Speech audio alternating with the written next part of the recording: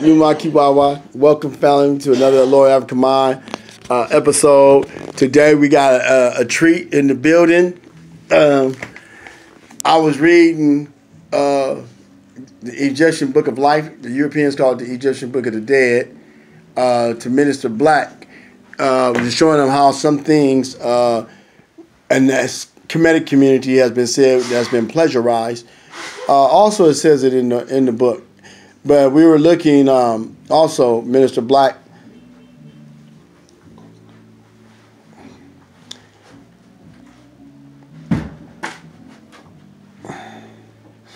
we was looking and listening to Minister Black. Take the thing off the top of that and throw it over. Oh. So we're gonna ask Minister Black a couple of questions to see what kind of good information we get out to good brother. You know, we got Hebrews, we got Christians, we got Moors, we got Muslims, we got people who practice Buddhists, we got Pan-Africans, nationalists, socialists, Republicans, the Democrats, New Black Panthers, Old Black Panthers, Nation of Islam. We got all kind of brothers that's black. And so here's just another black brother that's finna give you some of his mind. You know, might be religion, might be politics, could be culture. But let's see what Mr. Black, what he want the people to know. Hey, Minister Black. Yes, sir. We've been talking about black empowerment. We've been talking about culture, black spirituality. We've been talking about one level, the Christian church is a universal church or the Church of Christ. Another level, we got black churches. And then they got a thing called the Black Church that came up out of Reconstruction, you know, when they had their own agenda. But that's not neither here or there. As a minister, or as a person who represents the Bible or the so-called Word of God, or just a brother who might say something to the people, you have went in depth about Peter and Paul.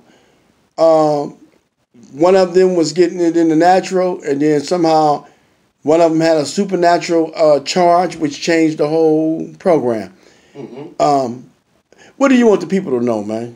Because we've been talking about black power and black unity, and a lot of us want to know, I know some of us want us all to be humans and all get along and what we have to do to make the whole world come, but some of our brothers and sisters just want to know what can we do as a community to get along. Okay, what you have to do. What the people got to do? What the people got to do? Yes, what we all have to do. Okay, what we have to do. It consists of the whole race of mankind. Okay, but what if the whole what if the whole race of mankind don't see themselves like you do? The Koreans want to see themselves Korean. Well, they don't. Okay, so what can we do as African Americans here being left out? Everybody's just is helping themselves, right? And ain't nobody helping our baby as the whole right. Kind. Okay. So we talking about today. What can we do today? Because everybody ain't riding with us. Okay. Well, it's not about everybody riding. I'm talking about for our babies, man. What can we do for our black babies? I'm talking about for animals. I'm talking about for sea life. No, we talking about today. What can we do for our black babies, man? Listen, what I'm saying. I'm going to the bottom line. We're talking about life, period. No, we're talking about black lives. Okay, we're talking about life in the context here. We're talking about black life. Okay, cool. Now, life itself to God is valuable. Okay. Now we put color, we put race, and all of this on here, and that's how we've been raised. You see what I'm saying? We all been raised in different culture, life experience. But race is a real thing here, though. People are getting killed because they black. It is real. Everybody knows that it's real from the top to the bottom. But that's not the issue. The issue is how do we get our black people, our black babies, our black communities back into a place of respectability. Now, in order for us to get our black community and our people together, we must first go to the source. Is that the Quran? Is that the Torah? Is that the Bible? Is that what? The source is God. Okay, God being the source. Now, whatever name you want to call him. Okay, cool. Okay, that's up to you. I like that. But when you get in touch with God, you will come into harmony with everybody else that's in touch with the true and one and living God. You see? And when that happens, when everybody comes together, and has a mind to bring about a difference in the midst of our black community and decide to have a commitment to lay their lives down for it, then that's when the change will take place. We saw this in the life of Martin Luther King. We saw this in the life of Malcolm X and other black leaders. It was only then when we saw an opportunity or a light, a glance of glory coming our way into our community, is when one had the nerves or the courage to stand up and declare that they were going to lay their lives down for change. Now, when we get another leader or someone rises up that has the willpower and the dedication and the commitment to lay down their lives for this cause, then we will begin to see a light, a ray of glory once again coming from the Heavenly Father. But we don't have no one willing to lay down their lives for this commitment now. So one is blaming this one is blaming that one, the white man, and this and that. Not only is they blaming the white man, but they blame one another. Okay, so you can't win if you're blaming each other. You can't win if you blame each other. Okay, now we try to get together and we try to talk amongst ourselves about how to bring the black community together. Then you find out that this one thinks he has all the knowledge, and this one gets jealous because he's doing a lot of talking, and here we go bickering again, you know, amongst ourselves. But yet we came together as black men to bring about an idea or a perception to bring the community together. But when we do that, we find ourselves in different opinions, different ideas, and so therefore we scatter. Wow. So communication is one of our biggest problems, right? Well, it's not so much communication, it's the perception that we have for our race. It's the perception of who we see ourselves as. See, when you know who you are, then you're able to make a move in the step to go further. But if you're not really sure who you are, because a lot of us is digging over here, we're digging over there, we're digging into a whole lot of stuff. And so that's one of the things that you told me about the library. Huh? Yes, the sir. library is where the truth is to be found. But you got to dig through the library to find the truth. Huh? Teach, brother, teach, brother. You got to dig through the lies because the truth has been buried.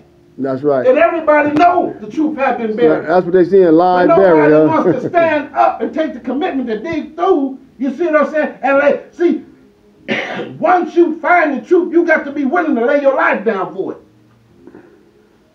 Ain't no sense in you finding the truth and digging for the truth and getting all these books and knowledge and all this kind of stuff if you're not willing to if you're not being processed in a form of mind that you're willing to lay your life down for it. Because once you find it and you find the truth and you're not willing to lay your life down for it, then fear and intimidation from others is going to cause you to not go forth. Oh, so you're going to weaver. You're going to drop the baton. You're going to drop it. You're going to curve. You're going to get scared. You're going to drop it. There's a lot of black brothers dropping it right now today that know the truth, but are not willing to lay their lives down. You got brothers that got millions and millions of dollars. We got black brothers and sisters that got enough money, got enough finances to generate the black culture to another generation right now. So and they're always talking about this to white men. No, we got black scientists, we got black doctors, we got black teachers, we got black stacked on black. And they got millions of dollars. Millions. So why are we not coming together to just like I was telling you today, how come we can't come together, just start at a school? Just take a community and get one school, get some property, put some buildings up, get some curriculums into there, and start teaching the black children. Just start right there and let that be a light. Okay, black community. This is Minister Black. He just mentioned something that everybody's talking about. We're talking about homeschooling. We're talking about community schooling. The public schools, Donald Trump said he's taking money out. Private schools are far out of reach. Charter schools are being regulated by corporations. We're in the trenches. And the Minister Black, he's not pushing no religion on us. He's pushing some common knowledge and common sense on us. If we had other pastors and ministers even imams or rabbis would say the things that this man has the courage to say about it takes us as a community to teach our children. If you tell your children to go to school and get a job, what they gonna do? Go to get a job. You tell these kids to go to school and create a business, they gonna do what? Create businesses. It's just a matter of mindset that you give yourself. A curriculum has nothing to do with the white man. A curriculum has to do with the information that you want your child to grow up and do. Yes. If you want your child to have a community of architects to build a new skyline, they go do it. So we're going to go back to Minister Black and let him finish giving us this skin information. And I really like the way you said that, my brother, because that's the bottom line to it all. You know what I'm saying? Once we get out of the mind frame of pointing fingers at one another, you know, why this ain't done and why that ain't done, you know, then we could focus on what is necessary. What's necessary? What is necessary? I want to say this last thing, right? Malcolm X is a well-beloved brother. But he said something I don't agree with. He said, by any means necessary. Right. And so some of us thought we could pimp, sell dope, and gangbang. Right. I say, by the right means necessary. And then there's another thing that we got in the community. Go to school and be anything you want to be. I say, go to school and be what's necessary. Right. So by the right means necessary, go be what's necessary. Because we can do some foul stuff and we can go get some foul results. Right. And you trying to be anything, right, you end up being nothing. Yeah, you have to be focused. You have to be focused on the purpose and the plan. And this plan and this purpose has to be for a community. You know, not just one individual. It has to be a plan and a purpose for a whole community in order for the light to shine. You know, it's just not going to be just one or two people, you know.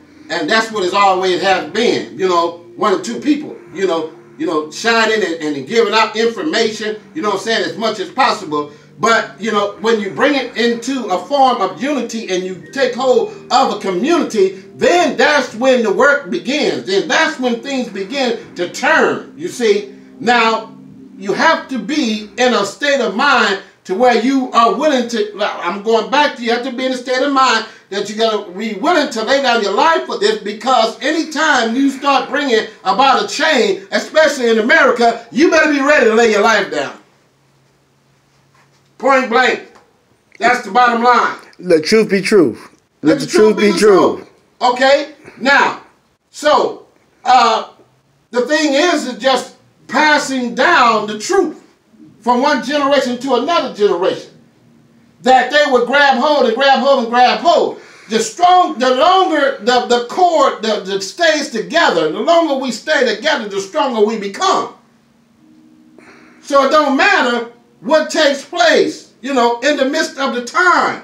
You know, it's just like life itself. You know, as you live, you know, you see people dying. Your relatives, your uncles, your aunties, you know, and you see people born, you know, there's babies. So it's people dying and people coming into the world at the same time. That's the way it is in life, you know what I'm saying? Some don't fall by the wayside.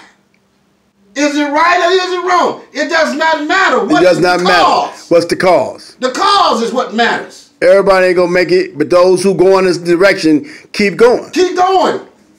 That's it. Keep going. And it's not about making a name. That's what us black men have internalized in our spirits, is making a name for ourselves. No, it's not about making a name. It's about raising a generation. Raising a generation. Whether my name be our children's down the line or not. Forward movement, moving it's forward. It's what the progress is going to bring forth. Black empowerment. We got to reverence and grab hold to the progress. You know, like we grab hold to Martin Luther King. Martin Luther King gone. Who took his vision? Who grabbed on to continue what he started? Well, let me ask you this though, not to be caught up on. Say it was a lot of people when Mr. King, Dr. King, Reverend King was murdered, assassinated, passed away, deceased, and it seemed like parts of the government outthought us. They put money in the community, gave people electoral positions and on college campuses and in job corporations in the cities, and made Martin Luther King a poster and we colored it in on that special day, and the next day back to right, deaf, dumb, and blind, just being stage one. Okay. Right back. Crash dummies. Right back. Okay, not dummies. I said crash dummy because they can experiment with us. Instead of keeping focused on the prize, they can throw something in the middle of the room that don't even have no value, and we all run and go see it instead of keep on building what we was building. Well, see, it's like this. Okay, now if it's a gold bar, you know what I'm saying, in your lap, and you holding the AK, you know what I'm saying? I know that gold is valuable and what it could do for me, but I'm afraid to go after it because you got an AK. You see, which brings in intimidation. You see what I'm saying? And causes me to be paralyzed, where I won't do nothing. Matter of fact, I'm gonna stop thinking that thought. He went in. He went deep. That thought out. He went in deep. I'm gonna cast that thought out. So it's the same way in life. You know, for the things that are valuable for our children and for our grandchildren, you got to be willing to lay your life down for it. If you're not willing to lay your life down for it, it ain't gonna happen. So put up or shut up? Yeah, you got to put up or shut up. Bottom line, just like that. You know, Trump made president. May the Lord help him in his endeavor. He made president. You know they talk. Okay, but listen, they talking about impeaching him too. Did you listen to his talk shows as he was making president? He was saying things all crazy, all off the wall. He would say anything that came out of his mouth. And they still elected him. And they still elected him. Now, we say we stupid and we crazy. Right. Now, these are the Caucasians. Who's stupid and who's crazy? They ready to impeach you. Huh? White people, they hated it. Let me say this. Can I say this though? Yeah. They disliked Obama so bad, they said we could put anybody in there. Right. Now they got him in there and they feel retarded and crazy because they want him the heck out of there. They got showed off. But they did it. They did it because somebody told him that Obama did bad thing. And then they found out what Obama did was actually good because this man is retarded. See, it's just like the great white hope in boxing. Okay. They always was looking for a great white hope to come in. You know, and Muhammad Ali, you know, he just in that clowning. He shut him down. You know, and I float like a butterfly, sting like a bee. You know, and all these kind of stuff. And he's whooping everybody that's coming in there. You see what I'm saying? Why? Because he believed in himself and he believed in what he was doing. And he was willing to lay his life down. He didn't even go to the army. They called him to go to the army. He refused the government's call to the army. Lock me up. I'm going to say this about Muhammad Ali because you made a good point, though, because you said about the people also are kid. Muhammad Ali didn't just fight for himself and just because he believed it.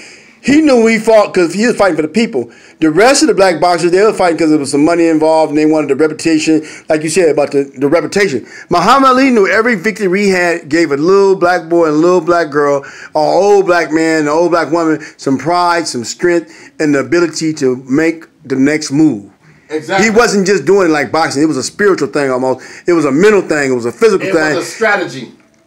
And it helped a lot of people. Strategy.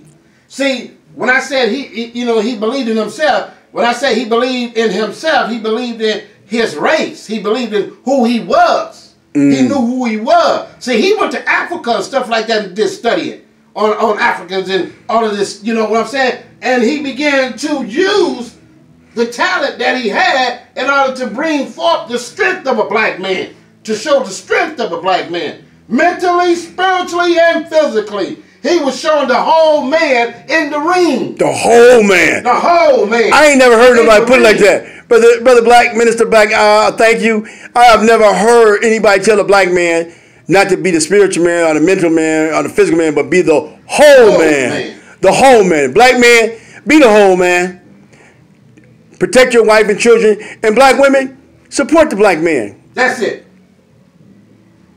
And black children, honor thy mother and the father, that our race may have long life. Yes. Not you, that our race may have long life. And when we say our race have long life, we talking about in front of Chinese, in front of Europeans, in front of Native Americans, in front of Mexicans. Meaning when we honor our mother and father, the world see that and we shine. It's like God comes and put himself inside of us and say, look at my people. Ain't they so beautiful when they humble themselves to themselves? We ain't got to be mean and poisonous to other people. Come on now. But we cannot be mean and poisonous to each other. To each other. That doesn't work. It doesn't work. So greet your brother with a smile.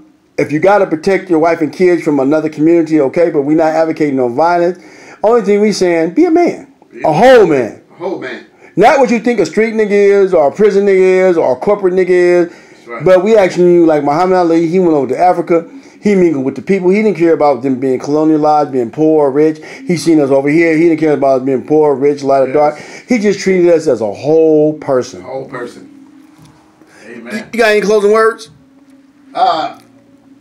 Basically, I spoke my heart, you know, and what I believe, you know, concerning the black community and the people in the black community. And I just want to be a part of something that would come together, that would bring the communities together. Because, like I say, it only takes us to come together and, you know, do the plowing, do the work, do the groundwork, you know. And it don't take but one, like, school or whatever we want to do in the community, you know what I'm saying, gardens or whatever. Just something to bring us together. I have a question for you. All right. This King Aijalon, Loyal African Minds, talking to Minister Black. I know him as a brother. I've been knowing him for a long time. You know, we do all our stuff. And the thing about us, me and him don't argue. We have reasoning. We laugh when we laugh. You know, we might seem like we heated, but we know we brothers at the end of the day, regardless of what you believe and don't believe. We know we brothers. We know a belief is a choice. But us coming out the womb, being black men, and treating each other like we want to be treated is more important than a momentary belief, because beliefs can develop. And that's what he's trying to tell us right now. We went from one mentality of being together to separation, and he's trying to develop us into another mentality of coming together, being control of our curriculum, meaning what we read and what we think. And you don't have to prove nothing to white people. Prove it to yourselves. Prove it. Black people, let's start proving something to our own self. Yeah. Let's prove that we can keep our community clean to our own self. Let's dress the way we need to dress for our own self. We don't have to prove that to no other race. Let's prove it to ourselves. And I bet you everybody will follow us. I bet you if we was the leader of morality and conduct, the whole world will follow us. But I want to ask you this question. Are you willing to, like, once a week or once every week, to do a video of the wisdom that you might have got out the Bible or the dictionary, or from working, or from growing up, from you being a man, a whole man, or from what the Holy Spirit gave you, or just from what you see on your daily? Would you be willing to share at least 5 or 6, 7 minutes a week, and to give us some, because we need some elders. Right. Okay, and our youngsters, they want to listen to some people, but if you got somebody in the streets in L.A. and Oakland and Richmond and Frisco and Chicago, and it's my little nigga, this my hitter. He gonna be a young pimp, or he's the young gangster. Instead of somebody giving us the information that you giving, well, we can say this is an elder. He's giving back. He might don't got $1 million to give back, but he got these jewels called knowledge and wisdom that proceeds out of the mouth from the Spirit of God, or from the Spirit of the Creator, or the ancestors, or however they need to say it. Something that somebody can hold on to, because I'm pretty sure somebody right now is going to get something out of what you're saying, and it wasn't churchy, it wasn't religious, it came from the Spirit. We understand that the Most High, the Father God, the Mother Goddess, or whatever word they need to say, led you to say something to your people out of sincerity. Okay, when you look at religion, you see a lot of good moral principles that they have, that they govern themselves by. You know, so I would say is to grab hold to the moral principles that are found, you know, in the religious books and information. You know, find the godly morals and principles that took society to another level in a good way and in a positive way. And let's use those. Let's use those. And then let's let that be the foundation of our culture. And when we do that, like you say, I believe and I know within my spirit that the black community will rise to another level. But once again, I have to remind you over and over and over again, when you begin to do this, be willing to lay down your life for what you are endeavoring to do. Because there's always going to be obstacles. There are always going to be those on the side that will try to tear down what you're trying to build.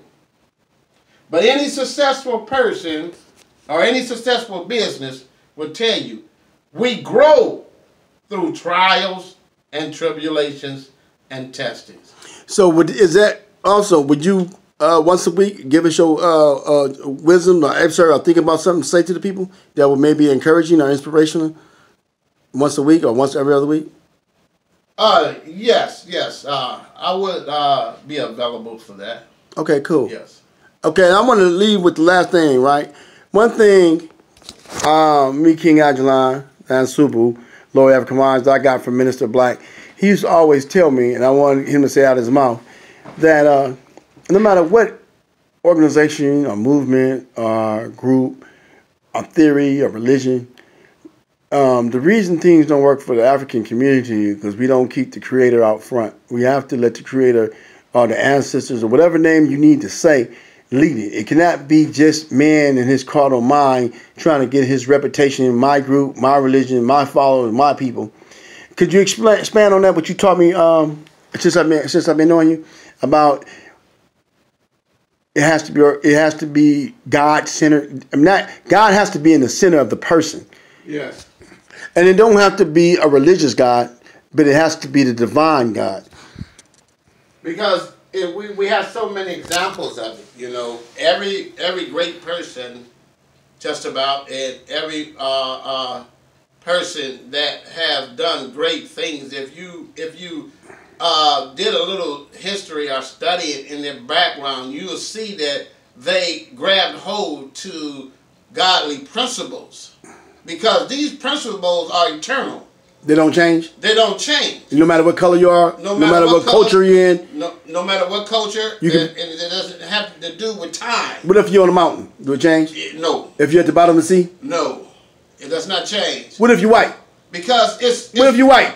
It don't change. What if you're black? It don't change. Okay. So, don't change. So the divine principles remain the same. They have nothing to do with time. No. Or place or color. No. Okay. No, they don't. So let the universe be governed by these divine principles, and let's participate.